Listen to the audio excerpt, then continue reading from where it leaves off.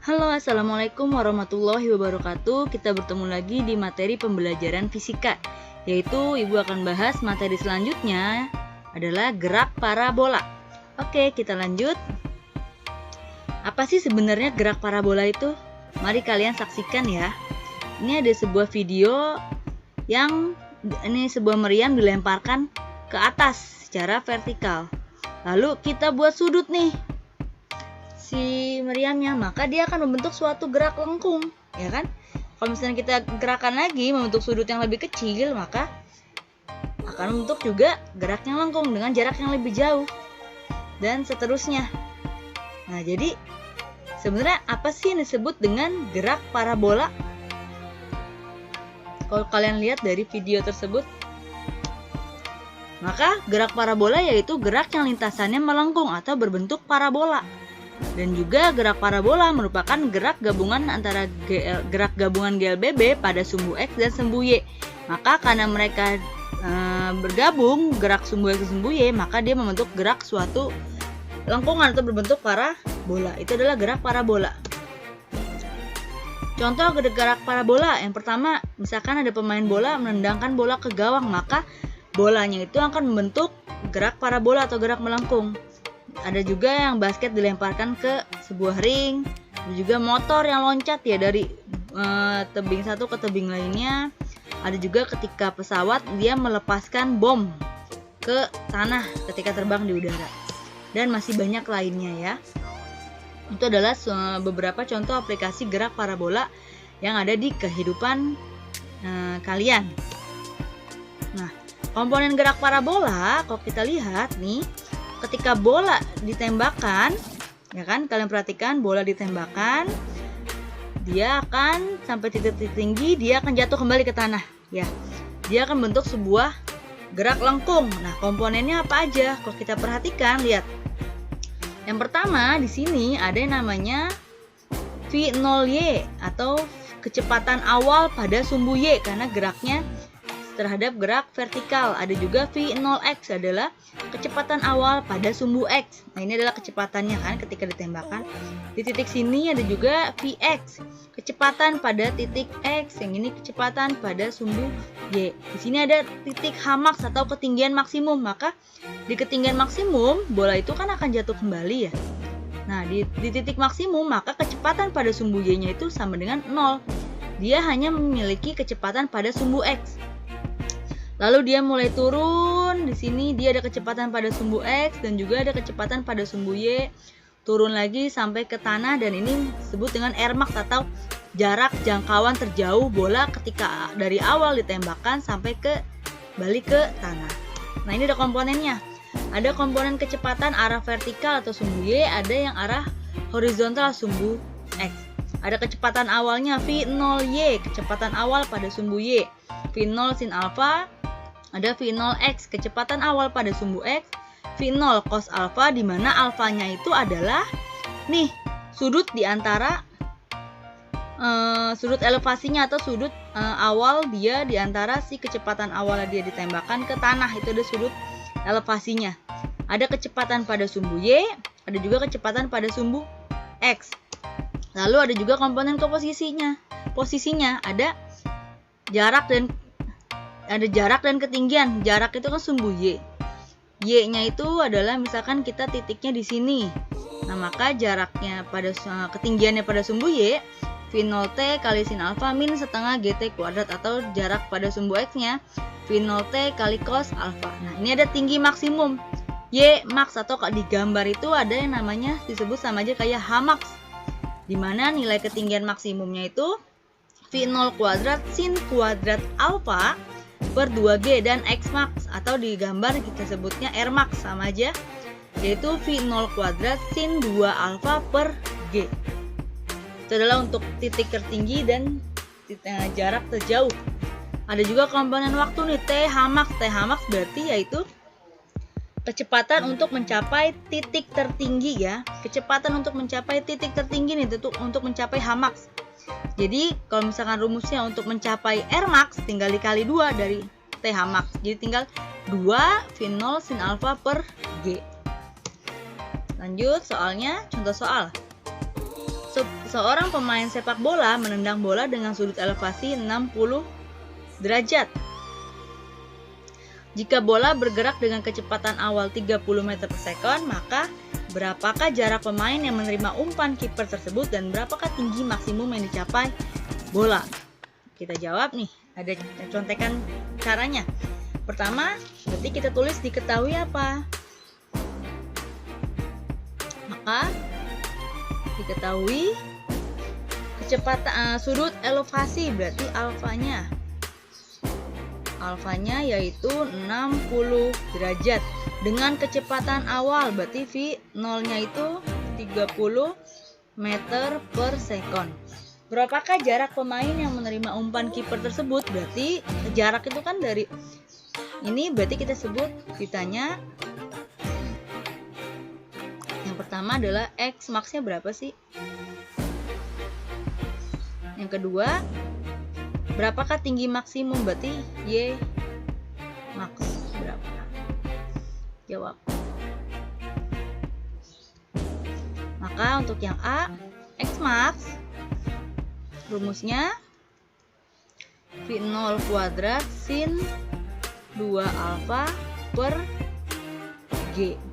Masukin V0 nya 30 kuadrat sin 2 kali alfanya 60 derajat per G nya itu adalah gravitasi. Untuk gravitasi 10. Masukin 30 kuadrat itu kan 900. Sin 2 kali 60 sama aja kayak sin 120 derajat per 10. Kalau kalian bingung sin 120, kalian bisa gunakan kalkulator, boleh, nggak apa-apa. Maka ini 0 coret, tinggal 90 kali sin 120 itu kalau kalian di kalkulator setengah akar 3. Jadinya coret sisa 45 akar 3 meter. Itu adalah untuk si jangkauan terjauh. Untuk jawaban yang B, ditanya adalah Y max. Maka V0 kuadrat sin kuadrat alfa per G. Hampir sama rumusnya, tapi beda dikit ya. Tetap masukin V0 nya 30 kuadrat sin kuadrat dari 60 per 10. Per 2G ya, maaf. Per 2G. Berarti 2 kali 10. Berarti di sini 90 sin 60 itu berapa? Setengah akar 3 dikuadratkan per 20. Kalau kalian coret sini, coret boleh. Terus jadi ini lihat, berarti sisanya 9 per 2 dikali setengah akar 3 kuadrat. Setengah kali setengah seperempat akar 3 kuadrat kali 3. Jadinya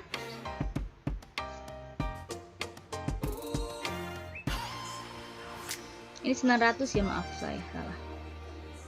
Ini kan 45. 45 bagi 4 kali 3 yaitu jawabannya 33,75 meter. Oke, itu adalah contoh soal untuk mencari jarak terjauh dan jarak tinggi maksimum. Contoh selanjutnya. Contoh LKS halaman 34 nomor 3. Doni melempar bola basket dengan kecepatan 20 meter per sekon dan sudut elevasi 30 derajat. Tentukan waktu yang dibutuhkan bola basket tersebut untuk mencapai titik tertinggi. Berarti titik tertinggi adalah waktunya T ketika dia sampai di H-max. Berarti diketahui yaitu V0 nya 20 meter per sekon. Sudut elevasinya alfanya 30 derajat. Ditanya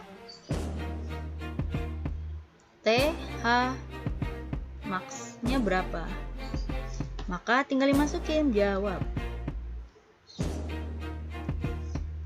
TH max sama dengan V0 sin alfa per G. Maka V0 nya 20 kali sin 30 per G nya adalah 10.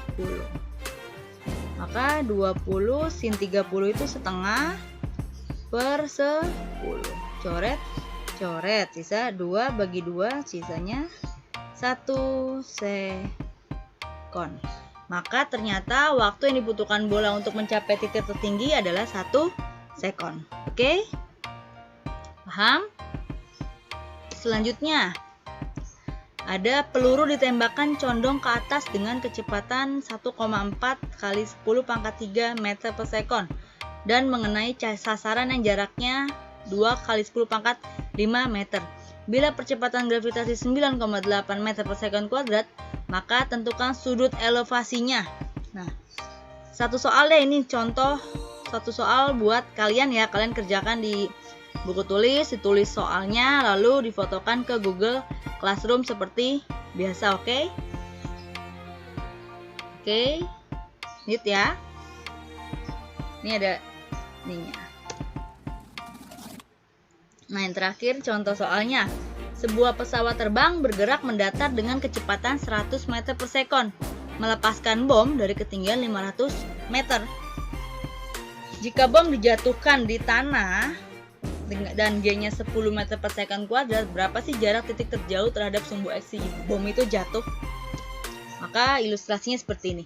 Ada pesawat, dia terbang mendatar dengan kecepatan 100 meter per sekon dan ketinggian 500 meter. Nah, di sini nih ada bomnya nih ternyata. Ini si bom ini dilemparkan ke bawah kan. Ketika dilemparkan pasti dia jatuhnya ke sini. Nah, sampai dia misalkan di sinilah bomnya nih. Berapa sih jaraknya ditanya di sini nih? Ini berapa nih jaraknya nih? Dari mulai di awal lepas sampai ke jatuh ke tanah. Maka kita lihat, maka diketahui untuk rumus seperti ini. Nih ada contekannya ternyata di sini. Maka diketahui V si pesawat atau V pesawat pada sumbu X-nya kan ini pada sumbu X ya. 100 meter per sekon. Dengan ketinggian, berarti ketinggiannya itu adalah Y-nya 500 meter. Ditanya berapa sih X-nya? Nah, kalau kita lihat yang mana kira-kira? Kita gunakan dulu nih yang pertama rumus ini. Maka Y sama dengan V0 sin alfa kali T. Ini sama aja ya, diubah saya T-nya. Min setengah GT kuadrat ya. Ingat tadi pada penjelasan sebelumnya, untuk ini kan dia itu di sini terbang hanya memiliki kecepatan pada sumbu X ya, maka atau V0 sin alfanya ini sama dengan 0. Jadi Y sama dengan 0 minus setengah GT kuadrat. Y nya masukin berapa? 500 sama dengan tinggal minus setengah GT kuadrat. Ini minusnya diabaikan juga tidak apa-apa. Jadi sisanya di sini ini pindah ruas ke sini. Jadi 1000 kali G-nya 10 kali T kuadrat. Coret, coret sisa 100 sama dengan T kuadrat. Maka T-nya itu diakarin jadi 10 sekon. Ini yang pertama. Lalu kita lanjutkan. Belum selesai karena kan ditanya itu kan adalah X-nya. Lihat rumus X apa nih?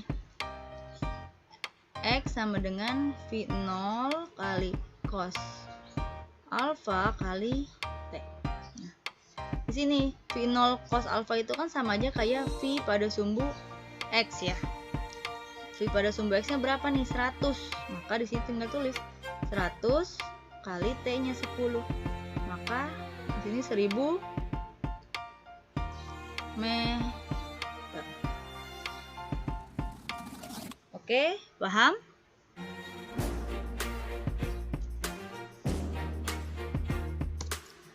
Oke, untuk kali ini untuk materi gerak bola saya kira cukup sampai di sini. Untuk tugasnya saya kasih satu soal aja tuh tadi yang satu ya, yang ada di contoh soal.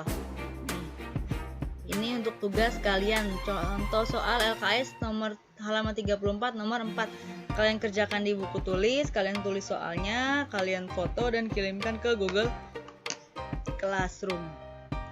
Oke, terima kasih atas perhatiannya. Saya ucapkan terima kasih sebanyak-banyaknya. Assalamualaikum warahmatullahi wabarakatuh.